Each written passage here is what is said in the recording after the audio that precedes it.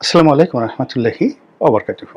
সম্মানিত দর্শক, রাজনীতিতে বিএনপিকে একঘরে করার জন্য একেবারে সর্বশক্তি নিয়ে বিএনপি বিরোধী যারা শক্তি তারা রাস্তায় নেমেছে এবং তারা যা কিছু করতে চায় তারা এই জুলাই এবং আগস্ট মাসের মধ্যেই করতে চাচ্ছে। এর কারণ হলো সামনে যে জুলাই আগস্ট চার্টার তারা করতে চাচ্ছে, এটা জনাব শাহাবুদ্দিন চুপ্পুকে সরানোর একটা টার্গেট, সেটা নির্বাচনকে পিছিয়ে দেওয়া, এরপর নির্বাচন কমিশন, এই নির্বাচন কমিশনকে পুনর্গঠন করা বা নির্বাচন কমিশনকে বাদ দিয়ে তাদের পছন্দ মতো একটি নির্বাচন কমিশন তৈরি করা। এই যে কাজগুলো, এই কাজগুলোর পথে ১ নম্বর বাধা হলো বিএনপি।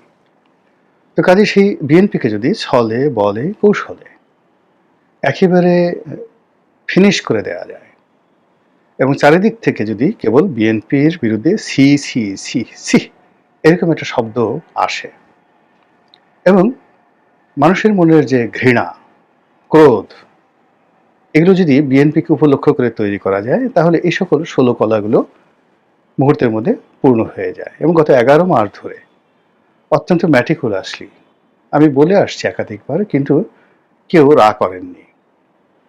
ম্যাটিকুলাসলি বিএনপির বিরুদ্ধে যে কাজগুলো করছে সেগুলো এখন একেবারে বটবৃক্ষ হয়ে আমাদের সামনে এসেছে। আমি আমার ক্ষুদ্র যে বুদ্ধি, আমি সেই ২০২৪ সনের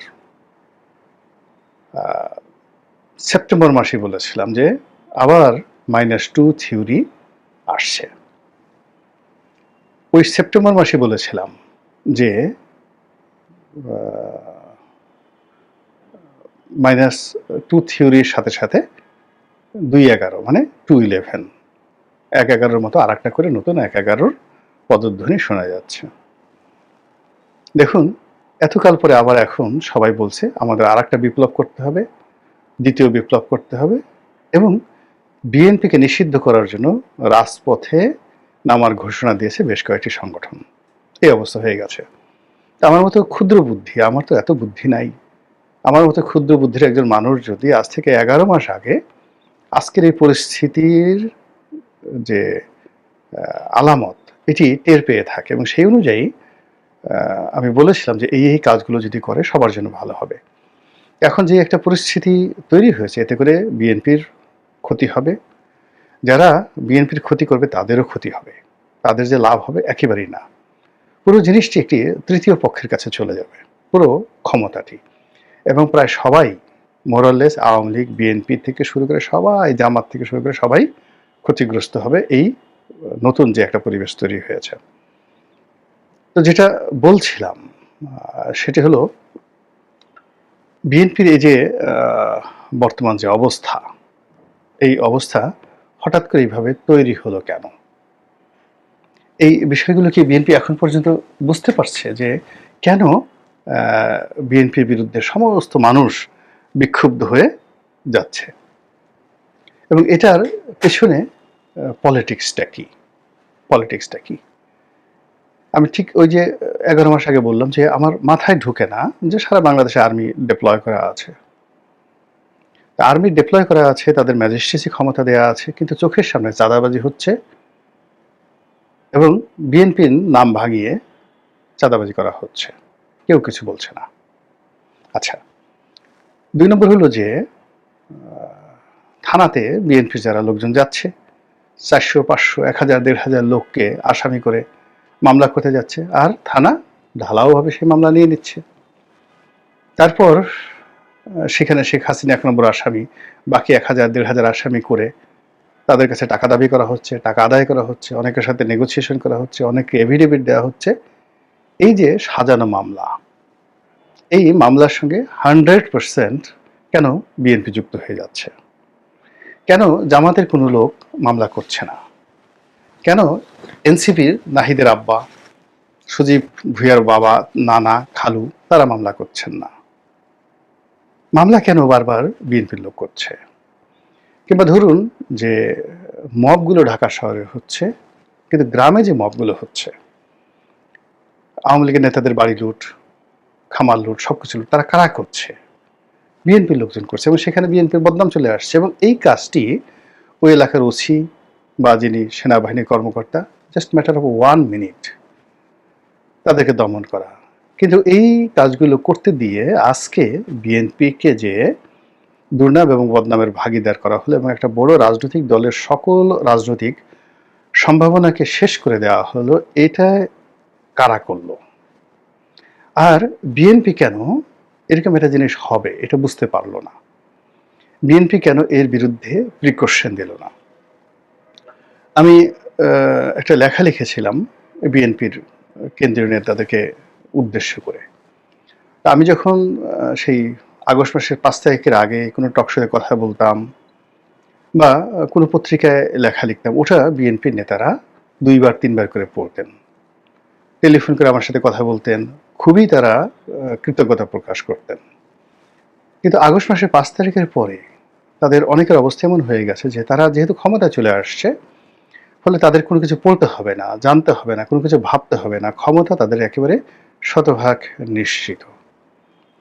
আমি সেই যে নিবন্ধ নয়া দিগন্তে লিখেছিলাম বিএনপিকে উদ্দেশ্য করে সেপ্টেম্বর মাসে 2024 সনে, যে বিএনপির উচিত ইমিডিয়েটলি, বিএনপির সমস্ত যন্ত্রণার মূল হলো তার কমিটি। মূলত গত 15 বছর ধরে বিএনপির বেশিরভাগ নেতাকর্মী কমিটি বাণিজ্য করেছে। প্রত্যেকটা ইউনিয়নে, উপজেলাতে, পৌরসভাতে 2-3টে করে কমিটি, ছাত্র দলের কমিটি, যুব দলের কমিটি এবং বিএনপি কমিটি। এবং এই ঢাকা থেকে একটা কমিটি দিয়ে কোনো কোনো ক্ষেত্রে 1 কোটি টাকা, জেলা পর্যায়ের একটা কমিটি দিতে গিয়ে 1 কোটি টাকা ঘুষ লেনদেন হয়েছে এই গত 15 বছরে। এবং এই কমিটিগুলো করা হয়েছে যে এরকম যে একটা বিপ্লব হবে ভবিষ্যতে, যাকে মানে যারা ক্ষমতায় আসবে, আসার পরে বিএনপি ক্ষমতা ঢোকার আগেই তারা এই কমিটি যে 1 কোটি টাকা খরচ করে কমিটির পদ পদবি পেয়েছে, ওই টাকাটা তারা তুলে নিয়ে আসবে। এবং ঠিক সেম ঘটনাটা তারা ঘটিয়েছে একেবারে সেপ্টেম্বর মাসের মধ্যে। ফলে সারা বাংলাদেশে এই যে বিএনপির যে নিজেদের মধ্যে 150 খুন, অন্তর্দ্বন্দ্ব, ওই যে 3-4টা কমিটি নিজেরা মারামারি করছে এবং তারা যেহেতু টাকা দিয়ে কমিটি নিয়েছে, সেই কমিটির টাকা উসুল করার জন্য তারা এখন কোনো আইনকানুন মানছে না, কাউকে মানছে না, তাদের কোনো আদর্শ নেই, কিছু নেই, শুধুমাত্র তারা যে টাকা দিয়ে কমিটিতে নেতা হয়েছে সেই টাকাটা তাদের উসুল করতে হবে এবং এটা ইটস ইনভেস্টমেন্ট। তো যা হোক, আমি পরামর্শ দিয়েছিলাম যে সমস্ত কমিটিগুলো ভেঙে দেওয়ার জন্য, অ্যাবসলিউটলি অল কমিটি। 1 2 নম্বর হলো নির্বাচন না হওয়া পর্যন্ত প্রত্যেকটি এলাকাতে নির্বাচনী এলাকা কেন্দ্রিক 300টি নির্বাচনী এলাকা, এই নির্বাচনী এলাকায় একজন প্রার্থী থাকবে, একজন সিঙ্গেল প্রার্থী ঘোষণা করে দেওয়া হবে এবং সেই প্রার্থীর উপর দায়িত্ব থাকবে এলাকার আইন শৃঙ্খলা রক্ষা করা, তার মনের মতো করে কমিটি গঠন করা বা তার মনের মতো করে সংগঠন চালানো। বিকজ সে নির্বাচনে জিতবে, সে জানে যে কিভাবে কাজ করতে হবে। যদি এরকম কোনো প্রার্থীর বিরুদ্ধে বদনাম আসে, সঙ্গে সঙ্গে সেই প্রার্থীকে বাদ দিয়ে নতুন প্রার্থী দেওয়া। এতে করে বিএনপি মাত্র 300 জন অভিজাত, যোগ্যতা সম্পন্ন, ধনী লোকের হাতে তার যে পাওয়ার, সেপারেশন অফ পাওয়ার, এটা দিয়ে দিলে আজকের এই অবস্থাটা তৈরি হতো না। এই কথা সেপ্টেম্বর মাসে, কিন্তু বিএনপির কেউ এটা পড়েনি। যখনই পড়েনি তখনই আমার কাছে মনে হয় যে এই বিএনপি আজকের যে অবস্থায় পড়ছে এই অবস্থায় পড়বে এবং সেই ঘটনাটাই কিন্তু ঘটে গেছে। দেখুন, আজকে লক্ষ্য করুন যে সারা বাংলাদেশে আইন শৃঙ্খলা রক্ষা করছে কারা? সেনাবাহিনী। আমরা তো কেউ তাদেরকে, জেনারেল ওয়াকারকে গালি দিচ্ছি না যে জেনারেল ওয়াকার চাঁদা নিচ্ছে। সেনাবাহিনী কোনো কর্নেল ঘুষ খেয়েছে, ব্রিগেডিয়ার ঘুষ খেয়েছে, কোনো একটা জায়গাতে আওয়ামী লীগের লোকজনকে ধরে সেখান থেকে সেনাবাহিনীর লোকজন টাকা আদায় করেছে, এরকম একটা সিঙ্গেল উদাহরণ তো আসেনি। এমনকি যে পুলিশের ঘুষ খাওয়ার ব্যাপারে, মানে বাংলাদেশ পুলিশের যে একটা বিরাট ঐতিহ্য, এই পুলিশ ঘুষ খেয়ে বাতাসের গলায় দড়ি দিতে পারে, সেই পুলিশেরও গত 11 মাসে ঘুষ খাওয়া, কাউকে মামলা বাণিজ্যতে ফাঁসানো, কাউকে মামলায় ঢুকানো, চার্জশিট দেওয়া, এই বদনামগুলো যেটা আওয়ামী লীগ আমল থেকে শুরু করে প্রথম থেকে ছিল, এটা কমতে কমতে এত নিম্ন পর্যায়ে চলে আসছে, এটি এখন বলতে গেলে জামাতি পুলিশ হয়ে গেছে এখন। মানে তারা নামাজ পড়ে, দোয়া দরুদ পড়ে, তসবিহ তাহলিল করে, আর বিএনপির লোকজন তাদেরকে যেভাবে ব্যবহার করতে চায় ওইভাবে তারা ব্যবহৃত হয়ে চুপচাপ বসে থাকে। বিএনপি লোক, যত বদনাম সব বিএনপি লোকের হচ্ছে। তো এই যে কাজটি হচ্ছে 11 মাস ধরে, বিএনপি যদি নাকে তেল দিয়ে ঘুমায়, বিএনপি যদি খালি বক্তৃতা দেয়, বিবৃতি দেয়, বা তারেক রহমান সাহেব লন্ডন থেকে শুধু যদি সতর্ক করে চক্রান্ত হচ্ছে, কাজ হবে না তো। এখানে it's the time to show the action, to take the necessary action.